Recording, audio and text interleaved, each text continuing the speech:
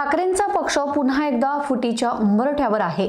ठाकरेंच्या शिवसेनेच्या 9 पैकी 6 ते 7 खासदार उपमुख्यमंत्री एकनाथ शिंदे यांच्या शिवसेनेमध्ये प्रवेश करणार असल्याच्या चर्चांना काही दिवसांपासून उधाण आलं।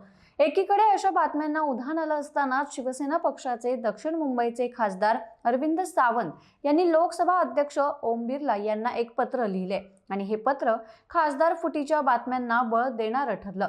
रविवारपासून या चर्चांनी जोर धरला होता, तर या पक्षप्रवेशावरती आता शिक्कामोर्तब झाला आहे।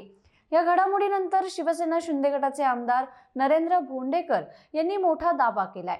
शिवसेनेचे आमदार नरेंद्र भोंडेकर यांनी म्हटलं आहे की शिवसेना उद्धव बाळासाहेब ठाकरे पक्षाचे एक सोडून सर्व लोकसभा खासदार आमच्याकडे येतील असा मोठा दावा त्यांनी केलाय। मात्र उद्धव ठाकरे यांच्या सोबत राहणारा लोकसभेचा तो एक खासदार कोण आहे? तिथं अरविंद सावंत उरतील की अनिल देसाई याचं उत्तर त्यांनी दिलं नाही।